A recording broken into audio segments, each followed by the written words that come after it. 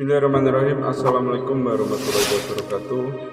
Pemirsa yang dirahmati Allah, marilah kita simak ceramah dari Buya Rosi Hasyim dengan tema Tanda Orang yang Sudah Mengenal Allah. Sebelumnya marilah kita berselawat terlebih dahulu. Allahumma sholli ala Sayyidina Muhammad wa ala ali Sayyidina Muhammad. Selamat menyaksikan. Mohon maaf, yang suka berbagi, yang sudah suka berbagi. Berbagi ini ada berbagi materi, ada berbagi immateri. Nah, berbagi ya, kita sebut berbagi. Berbagi ada dua apa tadi? Materi, ada immateri. Immateri itu bisa bentuknya kasih sayang, pengorbanan, jasa, bisa berbentuk ilmu. Ya, kalau guru ke murid ilmu. Kalau pasangan dengan pasangan itu adalah waktu, cinta, kasih sayang. Itu berbagi. Kalau materi apa? Uang lagi. Ini kalau ditanya malaikat maut, Tuhanmu siapa? Uang gitu. Jangan gitu loh Bang Dik. Ganti Bang Dik. Uang, rumah ya. Apa lagi? Kendaraan. Kredit. Kendaraan apa lagi? Kendaraan, rumah, apalagi ya? Pakaian, perhiasan. Perhiasan. Oke. Dah. Sebenarnya yang membagi itu ke kita kepada akhirnya siapa? Siapa? Kita bagi kasih sayang kepada pasangan, anak, berbagi ilmu kepada murid, kawan, sahabat. Terus nggak di-like, sedih nggak? Hah? Atau dikritik, marah nggak?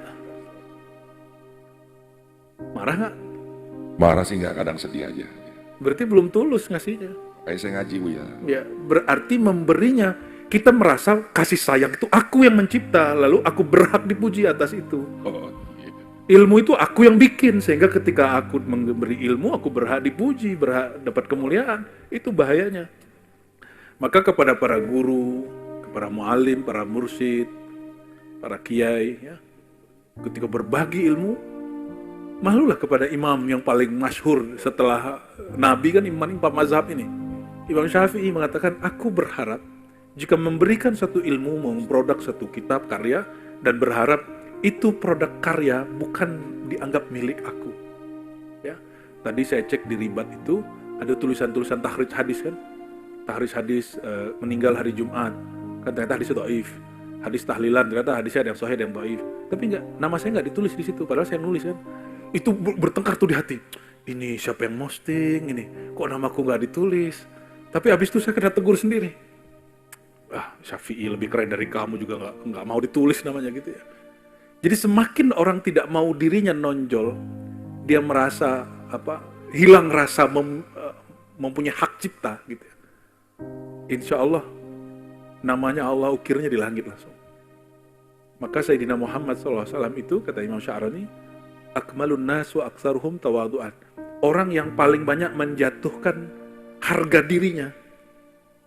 Sehingga beliau ini ketika dilempar pakai kotoran pun gak merasa dirinya berharga.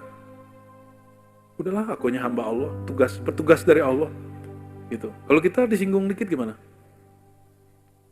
Tersinggung dikit gimana? Ya. Benar ya? Ini perbedaannya. Atau mohon maaf nih, misalnya nih hadroh nih nyanyi, terus kita pada cuekin aja, terus mau besok ya. Mohon maaf nih contoh aja. Gue gak mau besok sholawatan di Ribat. Kita lagi sholawat ditinggal. Ini contoh. Jadi kita ini maksa orang untuk menghargai diri kita, menghargai terhadap satu yang Allah beri. Nah, kembali ke yang tadi. Jika kita berbagi, baik materi atau immateri, sebenarnya kita ini cuma mediator. Kita tidak berhak mendapatkan pujian terima kasih orang. Yang berhak mendapatkan pujian terima kasih, Allah itu sendiri. Maka teman-teman, mulailah malam ini bagi yang dapat rezeki, kemampuan skill, lalu berbagi skill. Yang dapat kemampuan waktu, berbagi waktu. Yang dapat kemampuan materi, berbagi materi. Coba, ini thorikoh kita. Mulailah hilangkan memandang diri. Pandanglah bahwa semua itu miliknya. Dan kita hanya dapat titipan dari dia. Jika kita nggak dipuji, kita akan kembalikan hanya dia yang berhak terpuji. Oleh karenanya setelah bismillah, ayatnya alhamdulillah, bahwa yang terpuji hanyalah Allah Subhanahu wa ta'ala. Kan tidak ada di situ alhamdulillah Bang Dik, kan nggak ada. Ada nggak? Alhamdulillah rizki, namanya rizki kan? Nggak ada. Yang ada alhamdulillah, pujian itu milik Allah.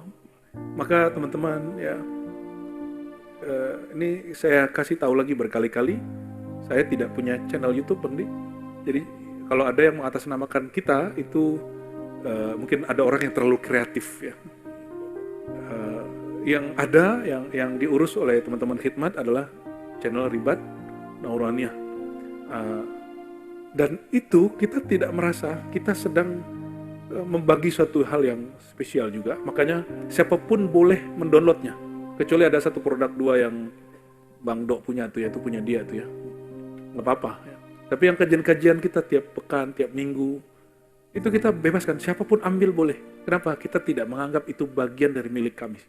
Ya, Bu-ibu ya kalau dipotong kajiannya nggak masalah kan? Aman-aman aja kan? Ya. Karena ilmu ini bukan punya kita tapi milik Allah Subhanahu wa Ta'ala. Kalau kita nggak dipuji karena punya satu jasa, misalnya gini, itu yang bikin gua tapi gua nggak dapat apa-apa gitu. Nah, hari ini kan lagi rame masalah hak cipta. Gaya bener kalian tuh ya. Emang kalian yang ciptain lagu itu ya?